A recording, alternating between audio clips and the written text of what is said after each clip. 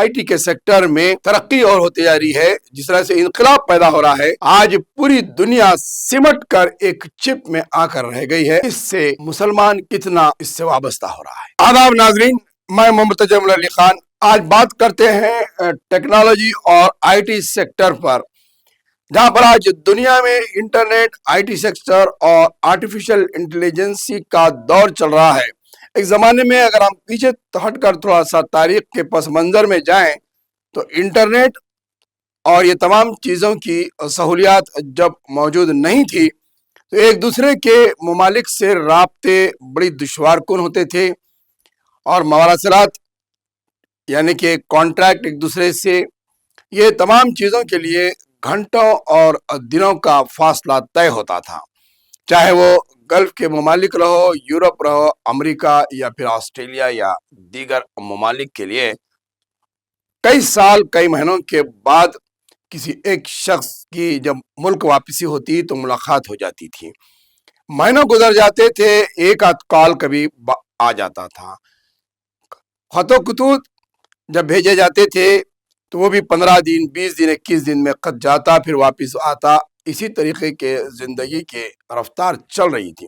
لیکن جب سے انٹرنیٹ کی سہولت فراہم ہوئی، پہلے میسنجر آیا، یاہو میل آیا، ایسے چیزوں سے رابط ہوتے گئے، بعد میں پھر پیجر کا زمانہ آیا، موبائل کا زمانہ شروع ہوا، بٹنز والے موبائل کا استعمال شروع ہوا، پھر بعد میں اسمال چپس تیار کیے گئے اور پھر ٹچ اسکرین والے موبائل دریافت ہوئے۔ یہ جب مارکیٹ میں آئے تو لوگ اس کا استعمال کرنے لگے، اور آپ کی خود کی اپنی میموری کا اثر کم ہوتا گیا، اور آپ ڈیپینڈ ہوتے چلے گئے مصنوعی آلات، جس سے موبائل کے پہلے 100 نمبر تک بھی انسان کو یاد رہتے تھے، لیکن اب خود کے نمبر کے لیے بھی یہ کہنا پڑتا ہے کہ آپ اپنا نمبر اس میں ماریے، میرا نمبر آپ کو آ جائے گا۔ اپنا خود کا نمبر آپ نہیں کہہ سکتے۔ ایسے بھی افراد موجود ہیں۔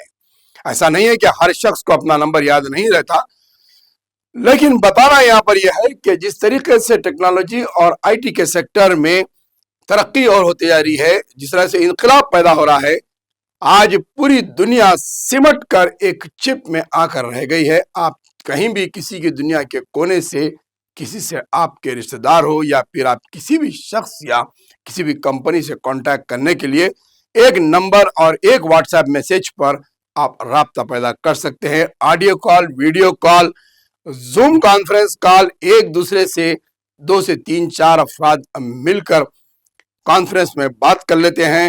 زوم کانفرنسز ہو رہے ہیں جس میں 25 افراد بھی موجود ہوتے ہیں۔ اس طریقے سے ٹیکنالوجی کا اضافہ ہوا ہے۔